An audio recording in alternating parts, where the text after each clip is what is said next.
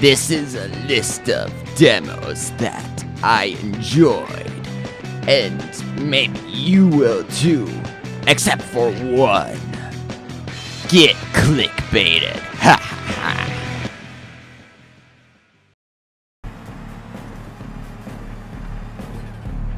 FUMES. Go, ohs, vroom, vroom. Oh, sorry about that. The FUMES soundtrack is just, too much of a banger. And that also carries across most of the game.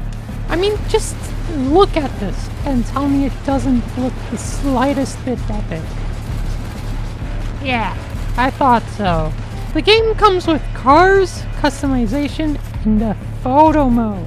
While it does have an epicness though, it does lack in difficulty. I've defeated almost 1,000 enemies and around 21 bosses, but I've only died 4 times in the process. But I still think FUMES is worth playing even with that flaw, especially if you like committing mass tree-aside. Also, you should totally be able to be crushed by these things. Please, thank you, bye. Oh, hey again, I guess.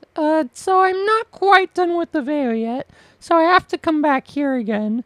Anyways, Dice a Million is probably Quattro, but with more gambling. Roll the die, bend the RNG, get massive combos, die anyway, repeat, win!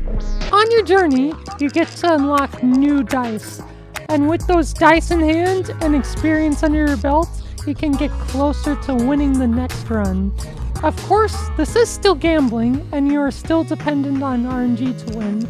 Though this is no simple feat of just rolling 11 d20s and max rolling 7 of them.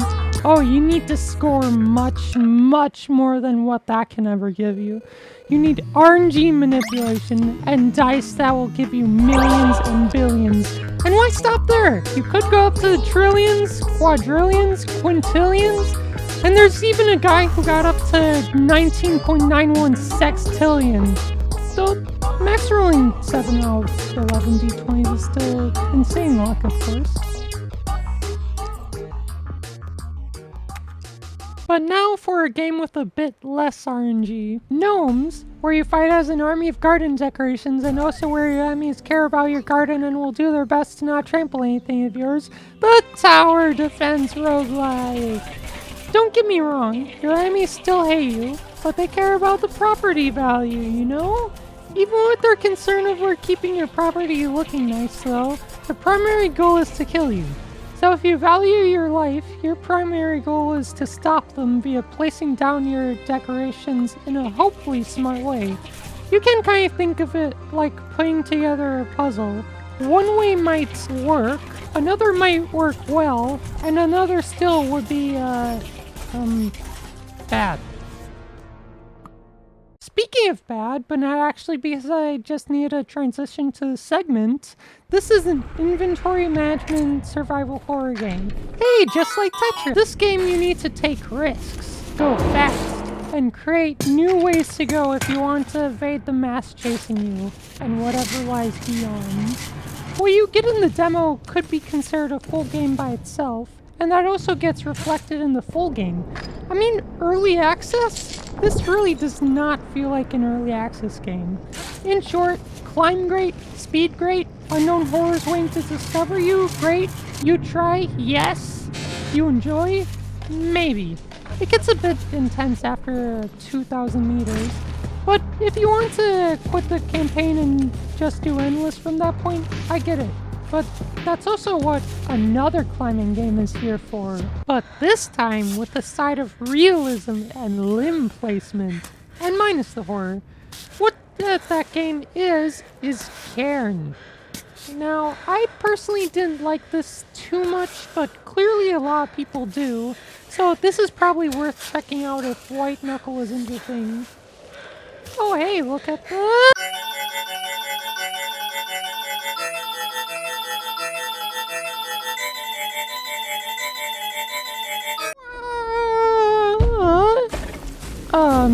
I guess I'm fine?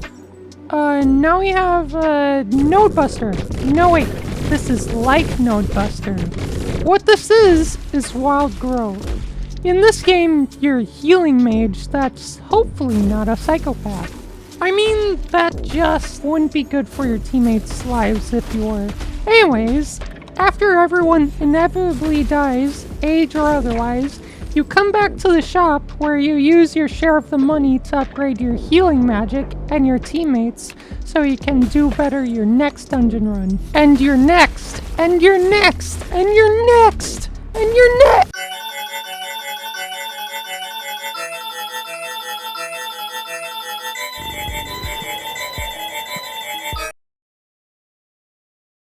Oh, no! Whew. Okay. And finally, for the final game, we have, am I reading that right? Close enough. Welcome, Nuclear Throne. Jokes aside, Morsels is like a more surreal and slower-paced version of Nuclear Throne. Don't believe me? See for yourself. The dialogue? Check. You're told almost nothing? Check. You can kill your... check. You're even in a cat-eat-mouse world. Or a burger-eats-poop/bubblegum world? Did I tell you this game is strange? Anyways, just play it. It's worth playing. But now that that's all over, I just want to spend some time talking about Blender. Now, my first models were something, but with each new one, I got better and better until I wanted to try my hand on creating a character for myself. Created in the image of my Minecraft skin, I made the first version of this rig right here. It wasn't the best, might even be a step below the base model, but just look at this. It's practically begging me to remake it. So, I did. I sent a piece of my creativity, inspiration, and experience, a piece of me, down to it, and made it new. Now, don't get me wrong, there's still a lot I can improve on it, but that'll take time. It'll never be perfect now, but someday it will be.